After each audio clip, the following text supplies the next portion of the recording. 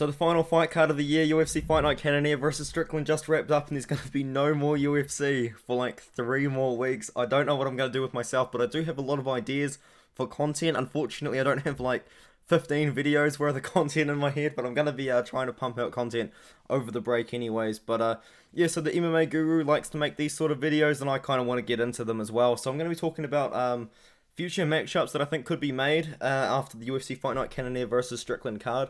So bear with me in this one here. I think it might be a long video because some of these matchups, they might not make sense at the start, but I'm going to explain them to you so they make sense, because I'm not just matching people up that rankings wise. I'm matching people up. It's got to match with the timing. There might have been a couple of callouts, this and that. And the first one is obviously the winner of the main event was Jared Cannonier. It was a close fight. I had it 48-47 Cannonier, but it could have been 48-47 Strickland. I wouldn't have complained either way, I really wouldn't have. But if you look at the middleweight rankings right now, Jared Cannonier is ranked number 3, and he did say he wants to fight whoever's above him. And the rankings, or who's going to get him close to the title shot. And the problem is, Robert Whittaker's fighting Paulo Costa at UFC 284, and I could say let's wait for the winner or the loser of that fight. But the problem is, again, Cannonier said that he wants to fight soon, and he's almost 39 years old. I think he is 39 years old. He's not going to get any younger. So we're going to make his career progress forward. We have to match him up with someone ASAP. He's not going to fight Adesanya because Adesanya's going to rematch Pereira. So you got to look down the rankings. Marvin Vettori already has a fight booked against Roman Dolidze. Derek Brunson, he just beat Jared Cannonier versus Derek Brunson was his last win before this one here. Paulo Costa's matched up with Whittaker. Sean Strickland, he just fought and beat. Roman Dolidze's matched up with Marvin Vettori. Jack Hermansson just lost, so it wouldn't make sense giving Jack Hermansson an opportunity to fight the number 3 guy. Andrikas du Plessis has come off a win, and that's my matchup. Like, the thing is, it makes no sense. I know rankings-wise it makes no sense, but the thing is, Jared Cannonier said he wants to fight ASAP. He's not getting any younger, so he's going to have to fight sometime soon. Like, it's not like you can go, oh, let's give him the Robert Whittaker rematch. But the thing is, Robert Whittaker's going to win that fight in February and potentially expect a title shot off of that. And even then, he could take a lot of damage and not be ready to go halfway through next year. While Jared Cannonier, 39-year-old Jared Cannonier, by the way, is sitting on the sidelines doing nothing and just not getting any younger. He's 38 years old, sorry. He's going to be 39 soon, though. So that's what I'm saying, man. Jared Cannonier, he's 38 years old. He's going to have to fight ASAP, and someone that's going to be ready to fight Jared Cannonier is Dricus du Plessis. I think it's a very winnable matchup for Jared Cannonier, considering Dricus du Plessis' lack of cardio. It seems to happen all the time in Dricus fights. And also Jared Cannonier, it's a winnable fight for Dricus as well. I think Jared Cannonier would win that one, especially if it's a 5-round fight, but we'll move on. The next one here, Arman Tsarukyan versus Demir Ismagulov. Unfortunately, we've got another awkward situation here. You look at the rankings. So Arman Tsarukyan just beat number 12 ranked Demir Ismagulov. He's probably going to take RDA's number 8 spot. RDA, Arman Tsarukyan claimed that RDA turned down a fight with him, so I'm not going to look into that. Rafael Fiziev is looking at fighting Justin Gaethje. Michael Chandler seems to be the front runner for the Conor McGregor fight. And Beneil Dariush is probably going to fight for the title next. And I highly doubt Dustin Poirier is going to fight Arman Tsarukyan, since the top 5 here seems to only want to fight each other aside from Beneil Dariush. So I know it doesn't make a lot of sense again, but I've got Mateusz Gamrot. I've got the rematch, man. Like, Mateusz Gamrot beat Arman Tsarukyan in a very controversial decision. A lot of people thought Arman won. And I think it would be good to get that loss off of Arman's record if Arman could beat Mateusz Gamrot. It would be very good for his career, because you're erasing one of those losses and you would still bumping up the rankings a little bit, because Gamrot is ranked number 7. I was thinking of putting Rafael Fiziev in there, but Rafael Fiziev, as I said, is trying to get that Gaethje matchup. I highly doubt Justin Gaethje is going to want to fight Arman Tsarukyan. A lot of people are going to try and avoid this matchup, and I don't think Dustin Poirier is going to want it either. Chandler's trying to fight Conor. I think Gamrot rematch just makes the most sense. I think that's the fight that you've got to do, based on the fact that I think a lot of people are going to decline fights with Arman Tsarukyan. And that's also a reason for a future on the card as well. Now, we move down the card again. Amir Albazi just defeated Alessandro Costa. Alessandro Costa took the fight on short notice. A massive shout out to him. He actually looks pretty good as well until the second and third round. But he had a great first round, so credit to him. But Amir Albazi is ranked number 8. But in all truth, he hasn't really fought anyone that kind of makes him like deserve that ranking. Not his fault at all, by the way. Absolutely not his fault. A lot of fights, it seems like a lot of people don't want to fight Amir Albazi, and I feel like you've got to give him someone that he hasn't been tried to match up with before. You've got to look at the rankings again. Why is my mouse doing this? I've got no control of my mouse right now. This is really awkward. But you look at the UFC rankings, and you've got to look at the rankings here. We're going to the flyweight division, which is up a bit. Mir Albazi's ranked number 8. He just defeated someone that was not ranked, someone that wasn't even in the UFC.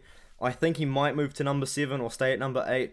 Matheus Nicolau, who I'm looking at here in the rankings, I think it makes sense. He just won recently, didn't take too much damage. He's probably going to be looking for a turnaround around the same sort of time as Amir Albazi as well. So I think Matheus Nicolau versus Amir Albazi is a great matchup near the top of the rankings, and it will really tell us how good is Amir Albazi really, because he is, as I said, he's ranked number 8.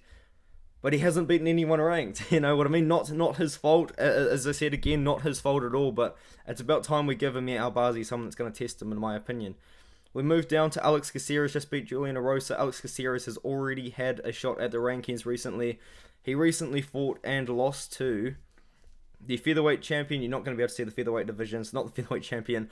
A featherweight that was number 12 ranked Sadiq Yusuff, and below Sadiq Yusuff is number 13 ranked Dan Ige, who has a fight booked. Number 14 ranked Edson Barboza, and number 15 ranked Jonathan Pearce. And since the way that Alex Caceres dealt with Julian Erosa, he didn't really take any damage whatsoever. And he's a veteran of the sport. He's got 20 wins to 13 losses. He's been in the UFC for a long time. I thought, let's do another veteran matchup. Let's give him someone that's also been in the UFC for a long time. Let's give him Edson Barboza. Edson Barboza, as I said, is ranked, I believe he's ranked number 14 in the division I just said. He's coming off a couple of losses. He was meant to fight Ilia Topuria, but that fight got cancelled because he pulled out. I don't know how injured he is, but there was a couple of months ago that he was injured, so I feel like maybe he should be good to go now. I don't know how long the recovery time is, but if it was a couple of months recovery, or 6 weeks recovery, or whatever like that is, he would have recovered by now. And I think that Alex Caceres is a winnable matchup for both of them. Winnable matchup for Edson Barboza, winnable matchup for Caceres. Otherwise, I think you do just give him Jonathan Pearce. Give Jonathan Pearce a chance to defend his number 15 ranking before you move him up the rankings. But I think Edson Barboza versus Alex Caceres makes a lot of sense.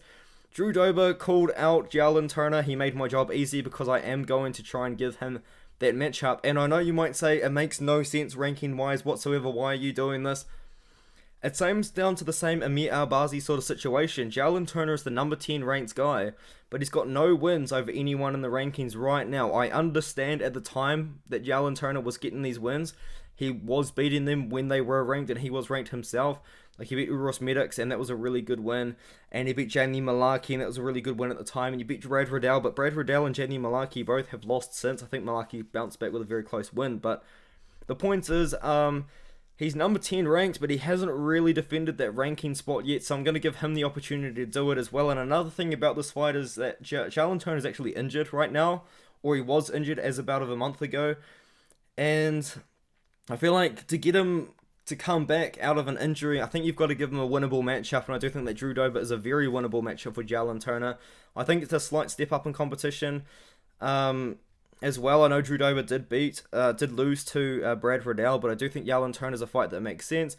As I said, he's coming out of injury, so I don't think you want to throw him Arman Tsarukyan straight out of an injury. You know, maybe you give him someone like Drew Dober, who I think is going to take that number 14 or number 15 ranking after that win over Bobby Green. So give Jalen Turner a chance to defend his ranking, and then after that, maybe you can look at moving him up the rankings. Maybe you can give him like an RDA fight or whatever after that. Or if Drew Dober wins, you can get him some fights, like a Dan Hooker fight, this and that. That would be quite cool. But I thought that fight that makes sense. I think it's a call-out that makes sense. I know Jalen Turner's number 10 ranked. I know that the rankings might not make all that much sense, but you've got to consider the fact that Jalen Turner hasn't really defended that ranking position, and I think Drew Dober will be number 14 or 15 ranked when the rankings do come out. So Drew Dober, Jalen Turner, UFC 285. Jalen Turner did respond to the call-out on Twitter. I replied to the call-out, and then his manager, or his mum is his manager replied to my tweet saying that she likes the fight and she likes the idea. So maybe it's something that Jalen Turner's management can organise for Drew Dober to get it in front of a crowd at UFC 285. Now, Mikhail Oleksiejczuk just defeated Cody Brundage in the first round. He destroyed Sam Alvey in the first round, and he also made a call-out that a lot of people think might not make all that much sense, but here's the thing, it does. You look at Chris Curtis's, the way that the matchups have been made in the UFC middleweight division is weird. I think giving giving Roman Dorizzi, Marvin Vettori is a mistake. I think they should have waited and did Cannonier Marvin Vettori and then done Roman Dolidze versus Dricus du Plessis. Because I think Andre Muniz is fighting someone unranked as well. He's fighting, he's already got a fight booked. Because I was going to do Chris Curtis versus Andre Muniz, but that fight can't really happen. Gastelum and Imavov are going to fight 3 weeks. And Chris Curtis, he's an older guy. He's probably someone that's going to want to turn around pretty quickly. And I think it's a fight we do. I think we do Chris Curtis versus Mikhail Oleksiejczuk. We give Mikhail an opportunity to fight Chris Curtis. I think Chris Curtis would probably win that matchup. But it's a somewhat similar matchup to the Joaquin Buckley fight as well. So I think that Chris Curtis has an incentive to win that one. He just did defend his ranking position. So I understand maybe he wants to move up the rankings. But as I said, everyone's already booked. Everyone's already booked out, so who else is Chris Curtis going to fight? I think he's going to have to fight someone like Mikhail Oleksiejczuk, and I think it makes sense. It is a winnable fight for Mikhail because both of these guys are boxers, and it's going to be a great fight as well. I want to see it in a crowd. Maybe on the prelims of UFC 285. I think it's a great fight. I really want to see Mikhail Oleksiejczuk versus Chris Curtis, so I think it's a great one to do. Corey McKenna was surprisingly high ranked on the UFC Women's Strawweight rankings, and Shane Vlismas was very lowly ranked. I think Corey McKenna's ranked like number 22 unofficially on the UFC flyweight rankings, and someone that is slightly below her, not too far below her, but someone that is below her is Sam Hughes. And this is a matchup I want to see at UFC 286 in front of the London crowd in the O2 Arena. So let's do Corey McKenna versus Sam Hughes. It's a very winnable matchup for Corey McKenna, but it's also a winnable matchup for Sam Hughes because Sam Hughes is a pretty good wrestler herself. And I think that Corey McKenna would beat Sam Hughes. It would be in front of a somewhat home crowd in London, in London, England. I think it makes sense, Corey McKenna versus Sam Hughes. I think it's probably what they're going to do. Maybe potentially step down in competition for McKenna, but you've got to understand the fact that McKenna's like 23 years old. So it's not like we're going to be rushing her to the top 15. She's got years and years and years to develop, so I think that's a fight that makes sense. Matt Semmelsberger took on Jake Matthews, and once again, this is a fight I was really interested. I think Matt Semmelsberger in the UFC unofficial welterweight rankings outside of the top 15 is ranked like 59th. And Jake Matthews was ranked like 22nd or 27th or something like that. Like, he was really high up there compared to Semmelsberger. So I was looking at the matchups and I was looking at what we can do. You can't really shoot Matt Semmelsberger too high up the rankings because he did lose to Alex Morono recently. So let's give him a banger, because this is what Matt Semmelsberger's in. He's in banger fights. I'm talking featured fight of the UFC 285 card. I don't think it should be a main card of the pay-per-view. I'm talking like featured prelim, the final prelim of the card, UFC 285. A banger, one that's going to get bums in seats, one that's going to get people to watch the prelims, and one that's going to make people want to buy the pay-per-view because the fight's going to be so good and it's going to be a banger. Brian Barberena versus Matt Semmelsberger. I feel like it's a matchup that has been made before, but I was looking through and it hasn't. I feel like it's a matchup that just makes sense. It's a matchup that should happen. I thought it was actually going to be a fight that had already been done, but it hasn't, and I think now's the perfect opportunity to do it. Barberena just lost to Rafael dos Anjos. He's been on a pretty good win streak himself, and now Matt Semmelsberger's on a 1-fight win streak. Just beat Jake Matthews. I think he's going to fight Brian Barberena. I think it's an opportunity for both guys to get a KO because both guys are somewhat hittable on the feet. Matt Semmelsberger's got power like none other. Great fight. I think it's going to be a banger. I think it makes sense. Said Nurmagomedov just beat Kakramonov. Said Jacob Kakramonov. Said Jacob Kakramonov was dominating the whole fight. And then he got submitted by guillotine. And I think it's not the worst thing for Said Jacob because he is only 27 years old. He's got so much time to improve, and he will improve from this performance because I guarantee you now he's going to be working on that guillotine defense because that's what a lot of people are going to be trying to do to him. And you've got to look at the UFC rankings for this one, in my opinion. You go to the bantamweight division, which is up here a little bit on this side here. Said Nurmagomedov was number 15 ranked. He just fought an unranked Said Jacob Kakramonov. I don't think Chris Gutierrez is going to want it. I think that's a fight that makes sense. Chris Gutierrez is a cool fight. Arman Nurmagomedov probably won't fight him. They're not actually related, but they do have the same surname and are family friends, so probably wouldn't make sense unless they were fighting for the belt. Adrian Yanez, I feel like we're trying to get Adrian Yanez versus Gutierrez or Adrian Yanez versus like someone like Pedro Munoz. So I'm going with Jack Shaw. Jack Shaw taking on Said Nurmagomedov in London, at UFC 286 in London. Jack Shaw recently had a fight booked against Kyler Phillips. He pulled out of that fight. I don't know if he was injured or so I think maybe what we've got to do is give him a little bit of time to recover. And you got to give maybe Said Nurmagomedov a little bit of time to recover as well. And make some improvements in his grappling defense and in his grappling, because he was getting dominated by Said Jacob in the grappling. He also did take a couple of big shots on the feet as well. Give Said Nurmagomedov about 4 months off, and he can fight Jack Shore in UFC 286 in London. Alpha Garcia just destroyed Maheshate. Didn't destroy him, sorry. It was a close fight. I thought Maheshate won the first round, so... I thought it was 29-28 Garcia. Garcia got 30-27 times 3. Maybe it's because I'm a delusional Maheshate fan, because I do love Maheshate. I'm a big fan of his.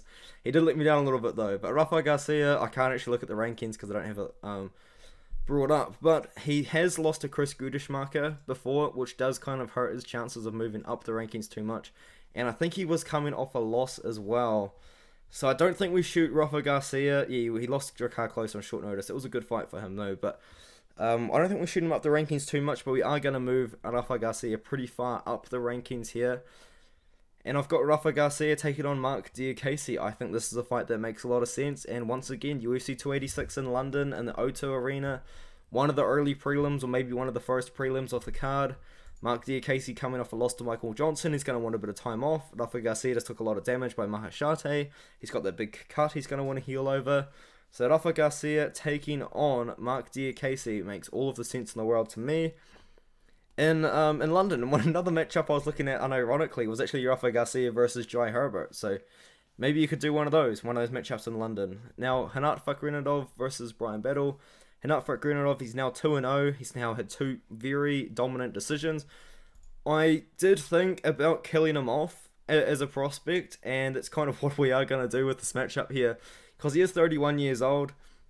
He just dominated Brian Battle, who took the fight on short notice. I considered the Michael Morales fight, rebooking that, because I do think Michael Morales would win that one. It would be a really good win to have on his record. But there's a little problem when you look at the UFC welterweight rankings and who you could potentially match up Hanat Fakhrinidov with that isn't ranked. A lot of people are going to turn fights down from this guy. People aren't going to want to fight Hanat Fakhrinidov. So I'm giving you guys a fight which a lot of people aren't going to like. A lot of people are going to disagree with me quite a bit in this one here. So if you think you've got a better idea, let me know in the comments. It's not Michael Chiesa, which has been going around. A lot of people think Hanat should fight Michael Chiesa. Maybe you could do that, but that would be a massive jump up in competition, a massive jump up in the rankings. I'm thinking about someone that's unranked in the UFC welterweight division and will not turn down a fight because they're struggling to get fights themselves. A lot of people are being offered this guy and they're turning it down. Jack Della Maddalena. I'm sorry. I know what you're thinking. I know you're thinking this is a bad matchup. This is actually a really good matchup for Jack Della Maddalena. Hanat Fakhrinidov's striking is terrible. It just is. I know he really hurt Brian Battle on the feet, but I think it's because Brian Battle was terrified of getting taken down at that point. Hanat's striking is terrible, and his level of competition as well is shockingly bad as well. Hanat's fought like 4 good guys now in his entire career. Like, you look at this guy's level of competition, dude. Like, he was 15-2 and he fought a 3-3 guy, 14-2, 1-1, debuting all the way through, 10-8 at one point. You know, like, just low level competition for Hanat, man. I don't think he's ready to fight like a number 8 ranked guy. He spent his whole career padding his record, and my Google thing just froze, but it's back. So let's give him Jack Della Maddalena. Jack Della Maddalena's in the top 25, I believe, right now. He's sitting outside the rankings. The winner of this fight can definitely get a ranked opponent, in my opinion. So let's go. Hanat, I don't think he took too much damage whatsoever. UFC 284 in Australia, in Perth. Jack Della Maddalena is going to be looking for an opponent, and he's going to be looking for an opponent that's actually going to accept the fight, because a lot of people are going to turn Jack Della Maddalena down. I can tell you that for a fact. He's on a 3-fight first-round KO streak. I think he would knock out Hanat pretty early on, because I really don't believe in his striking. So, Hanat Fakhrinidov versus Jack Della Maddalena makes all the sense in the world to me. Now, Manuel Karp just defeated David Dvorak pretty high up on the flyweight rankings. There was a lot of highly ranked flyweights fighting on this card. You know, you had Amir Albazi on there, and who else did we have? I feel like we had more. Am I an idiot or not?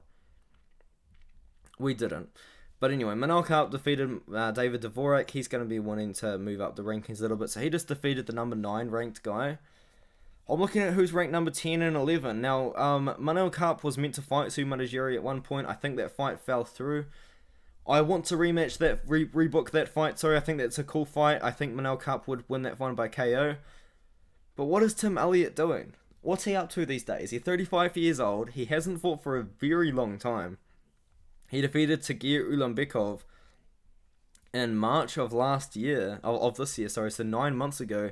He was meant to fight Amir Albazi 3 months later in June. He pulled out of that fight. I don't know what was up with him. Maybe he had some sort of injury, but surely he's recovered since then. That was 6 months ago. So, what are you up to these days, Tim Elliott? I want to see you fight Manel Kape. And one thing about this, it would be, in my opinion, I think it would be a star-making performance for Manel Kape, and I want it in the UFC 285 card, either probably on the prelims.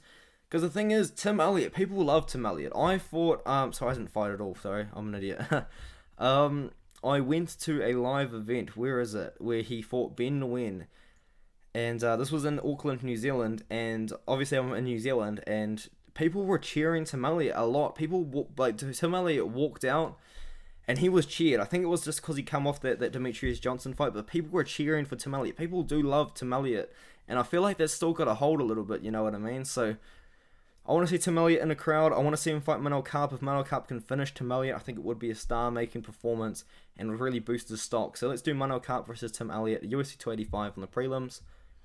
Sergey Morozov taking on, just defeated Johnny Newsom. So Sergey Morozov and was pretty high up in the rankings. I think he was ranked like around 35, 40ish. But Johnny Newsom was way down the bottom, like ranked like 50 to 60 sort of thing, like really way down the bottom. I don't want to move Sergey Morozov up the rankings too much as well, because just a few places above him is Douglas Silva de Andrade, who just defeated him. He was coming off a loss to Douglas Silva de Andrade. I don't want to move Sergey Morozov up the rankings too much. The performance wasn't amazingly impressive either. He does have that win over Halion Priva, which is a really good win, but I've got a winnable fight for Morozov and also a winnable fight for the opponent in Tony Gravely, if his topology is going to come up. Tony Gravely here, he's also a veteran. He's had many fights, 31 professional fights to be exact. He's coming off a loss where he don't think he took too much damage against Javid Basharat. And I think it's a very winnable fight for Gravely. I think it's a very winnable fight for Morozov.